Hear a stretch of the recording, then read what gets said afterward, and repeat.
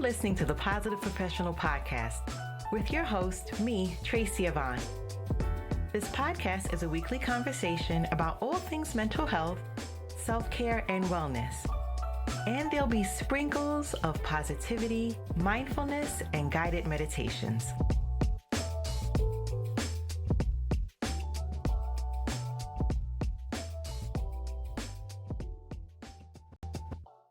Welcome back to Season 4, Episode 16. Today I'm going to be talking about psychological first aid. And this is an evidence-informed approach to assisting individuals who have experienced a traumatic event, crisis, or disaster. The goal of psychological first aid is to provide emotional and practical support to people in distress, with the aim of reducing initial distress and promoting adaptive functioning and coping in the short term after an event. Psychological first aid is typically provided by trained mental health professionals, but it can also be provided by non-mental health professionals such as emergency responders, teachers, or volunteers. And this is a type of mental health intervention that aims to provide immediate and practical support to people who have experienced a traumatic event.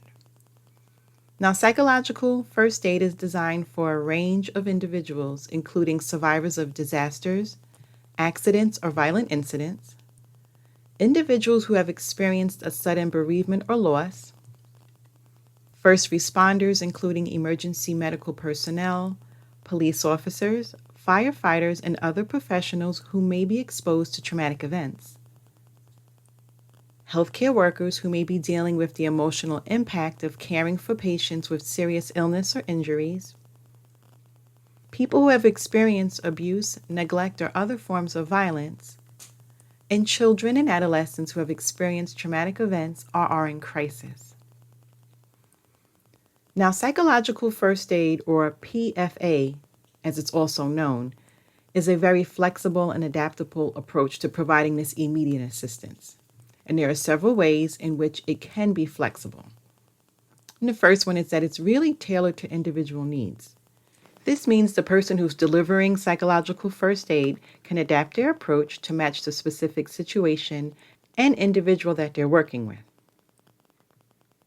Psychological first aid providers can also be culturally sensitive and aware of different cultural norms and beliefs that may impact how an individual copes with a traumatic event. This can help to ensure that psychological first aid is effective and appropriate for the person receiving it. As I said before, it is adaptable to different settings. This flexibility allows for psychological first aid providers to reach individuals in a variety of situations and circumstances. And it also can be integrated into existing services such as emergency response teams, medical facilities. And this can help to ensure that the individual receives timely and appropriate support following a traumatic event. Now, in the next segment, I'm going to go over the 8 core actions of psychological first aid.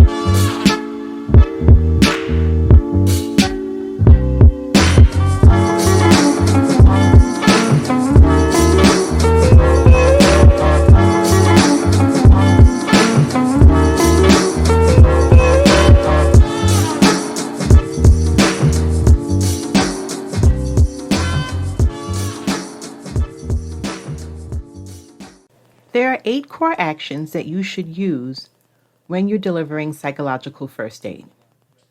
The first one is contact and engagement. And this is about reaching out to the person in a non-intrusive and compassionate way and establishing a sense of safety and trust. Next one is safety and comfort.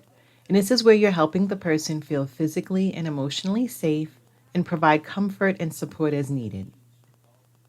The third one is stabilization. And this is where you're helping the person manage their emotional and physical reactions and assisting them in returning to a state of emotional equilibrium.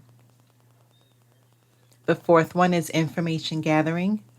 And this is where you're assessing the person's immediate needs and gathering information about their situation to help them access appropriate resources.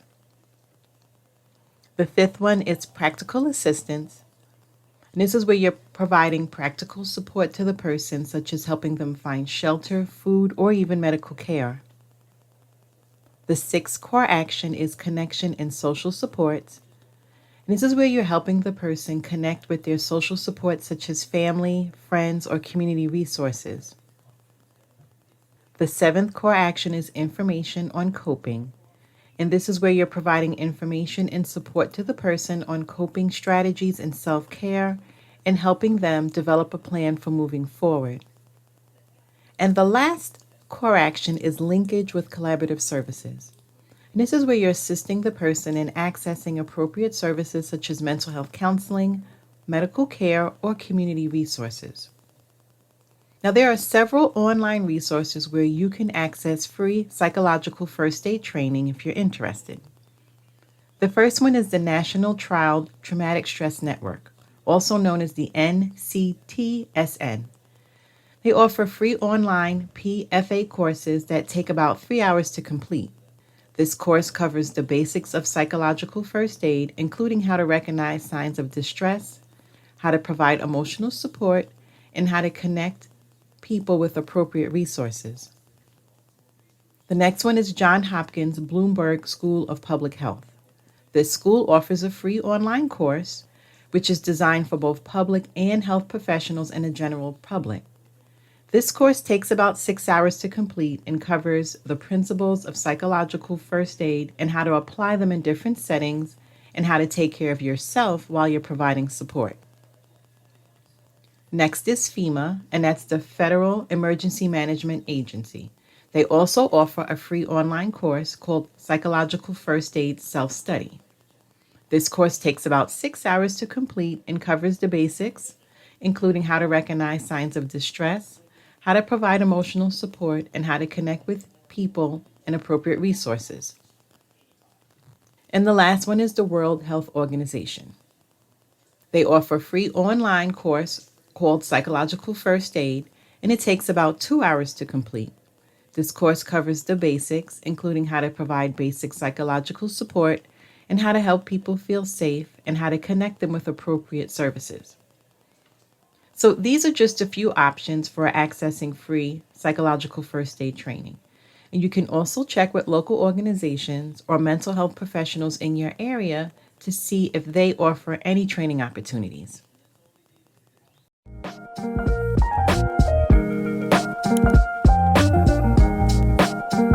Thanks for listening and supporting this podcast. And make sure you're clicking the like and subscribe button. You can also follow me on Twitter and Instagram. Stay safe, be well, and don't forget to be the best version of you.